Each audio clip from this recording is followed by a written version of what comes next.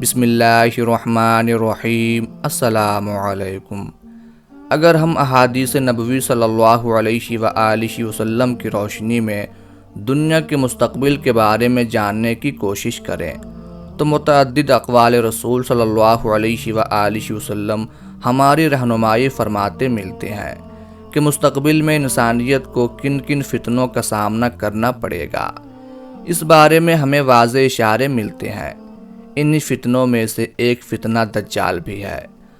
آپ صلی اللہ علیہ وآلہ وسلم نے فرمایا کہ تمام انبیاء کرام علیہم السلام نے اپنی امت کو دجال کے شر سے بچنے کے لیے خدا سے پناہ مانگنے کی تلقین کی ہے۔ دجال اور اس کے خروج سے متعلق احادیث میں ترکی کا ذکر متعدد بار ملتا ہے۔ دجال کی آمد کے بارے میں جس حدیث کا حوالہ دیا جاتا ہے وہ حضرت ابو ہریرہ رضی اللہ تعالی عنہ سے روایت ہے کہ آپ صلی اللہ علیہ وآلہ وسلم نے فرمایا کہ جب تک اہل روم ایماک اور دابک پر پڑاؤ نہیں ڈال لیتے تب تک قیامت نہیں آئے گی۔ ایماک اور دابک ملک شام میں واقع ہے۔ جب مدینے سے ایک لشکر ان سے مقابلے کے لیے پہنچے گا تو رومی کہیں گے تم ہمارے اور ان کے بیچ مت آؤ کیونکہ یہ اپنے دین سے پھر چکے ہیں۔ تو جواب میں مسلمان کہیں گے کہ خدا کی قسم ہم اپنے مسلمان بھائیوں کو تمہارے سامنے بے یار و مددگار نہیں چھوڑیں گے۔ پھر وہ ان کے ساتھ جنگ کریں گے۔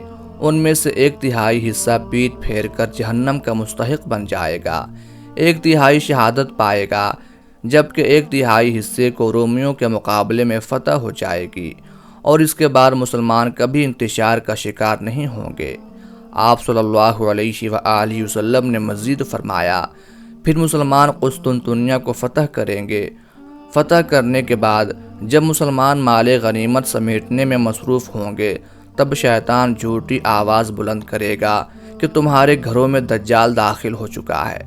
جب مسلمان یہ سن کر واپس اپنے گھروں کی جانب پلٹیں گے تو اس دوران دجال کا نزول حقیقت میں ہو چکا ہوگا۔ آپ صلی اللہ علیہ وآلہ وسلم نے فرمایا کہ دجال مشرق کی زمین میں ہے، وہاں سے خروج کرے گا، جس کو آج خراسان کہا جاتا ہے، جو قدیم ایران کا حصہ ہوا کرتا تھا۔ آپ صلی اللہ علیہ وآلہ وسلم نے فرمایا کہ بیت المقدس کی آبادی مدینے میں خرابی کا پیش خیمہ ثابت ہوگی، اور مدینے کی خرابی جنگوں کا سبب بنے گی، اور جنگوں کا اختتام قسطنطنیہ کی فتح پر ہوگا۔ اس صورتحال کو دیکھتے ہوئے خروج دجال کے بعد مسلمان اس کے خلاف جنگ کی تیاری کریں گے۔ جب مسلمان نماز کے لیے اپنی صفیں درست کریں گے تو پھر یہی وقت ہوگا جب اللہ تعالی مسلمانوں کی مدد کے لیے حضرت عیسیٰ ابن مریم علیہ السلام کو آسمان سے اتارے گا۔ دجال حضرت عیسیٰ ابن مریم علیہ السلام کو دیکھ کر پانی میں نمک کی طرح گھلنے لگے گا، یعنی شدید خوف میں مبتلا ہو جائے گا۔ دجال پر یہ خوف اس قدر طاری ہو جائے گا کہ اگر آپ یعنی حضرت عیسیٰ علیہ السلام دجال کو تلوار سے قتل نہ بھی کریں تو وہ خوف سے مر جائے گا، لیکن حضرت عیسیٰ ابن مریم علیہ السلام دجال کو قتل کر کے خون سے رنگی تلوار تمام مسلمانوں کو دکھائیں گے۔ آپ صلی اللہ علیہ وآلہ وسلم کی بیشتر احادیث میں ترکوں کا ذکر ملتا ہے۔ ترک قوم کا ذکر احادیث میں ہے، اور ان کی کچھ ظاہری علامات بھی رسول اللہ صلی اللہ علیہ وآلہ وسلم نے بیان فرمائی ہیں، لیکن ان روایات میں ترک سے مراد ترکی ملک نہیں ہے۔ البتہ ترکی ملک میں واقع قسطنطنیہ موجودہ استنبول سے متعلق احادیث میں تذکرہ موجود ہے۔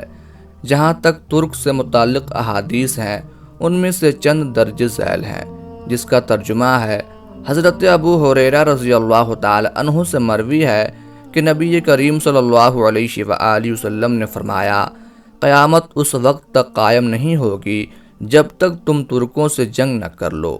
ان کے چہرے سرخ، ناکیں چپٹی ہوئی، آنکھیں چھوٹی چھوٹی ہوں گی، اور ان کے چہرے چپٹی ہوئی کمان کی مانند ہوں گے۔ اسی طرح ایک اور حدیث کا ترجمہ ہے حضرت ابو ہریرہ رضی اللہ تعالی عنہ کہتے ہیں کہ رسول کریم صلی اللہ علیہ وآلہ وسلم نے فرمایا قیامت اس دن تک نہیں آئے گی جب تک تم اس قوم سے جنگ نہ کر لوگے جن کی پاپوشیں بالدار چمڑے کی ہوں گی، اور جب تک تم ترکوں سے جنگ نہ کر لوگے جن کی آنکھیں چھوٹی، چہرے سرخ اور ناکیں بیٹھی ہوئی ہوں گی، گویا ان کے منہ چمڑے کی تہ بتہ ڈھال کی طرح ہوں گے۔ ترکوں سے مراد وہ لوگ ہیں جن کا سلسلہ نسب یافس بن نوح سے چلا تھا۔ ان لوگوں کے مورث اعلیٰ کا نام ترک تھا۔ اس سے پوری قوم کو ترک کہا جانے لگا۔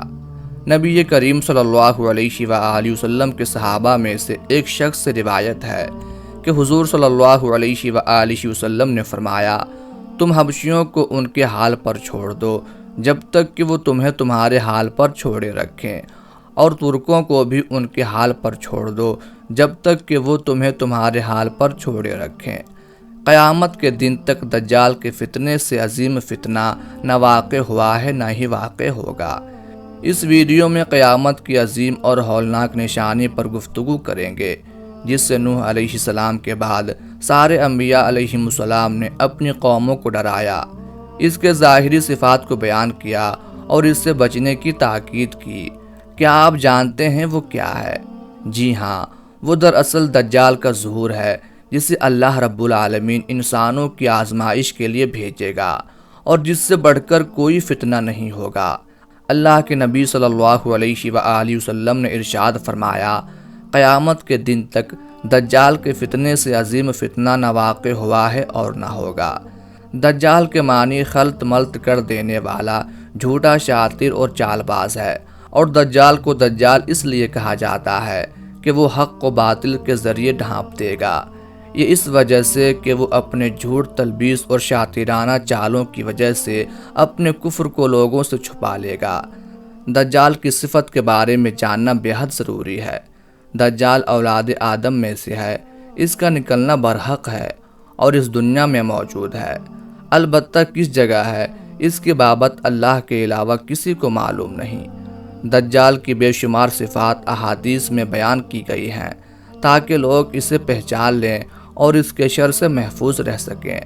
دجال کی صفات میں سے یہ ہے کہ وہ مرد ہوگا، جوان ہوگا، سرخ ہوگا، پست قد ہوگا، اس کی پیشانی کشادہ ہوگی، سینہ چوڑا ہوگا، اس کی داہنی آنکھ خراب اور پچکے ہوئے انگور کی مانند ہوگی، اور اس کی آنکھ پر موٹا ناخونہ ہوگا، وہ بانجھ ہوگا، اس کی اولاد نہ ہوگی، اس کی آنکھوں کے درمیان کافر لکھا ہوگا، جس سے ہر مسلمان پڑھ لے گا، خواہ وہ لکھنا پڑھنا جانتا ہو یا نہ جانتا ہو، جبکہ کافر اور بدبخت لوگ اس کے صفات کو جاننے کے باوجود بھی اسے نہ پہچان سکیں گے اور اس کے فتنے میں پھنس جائیں گے۔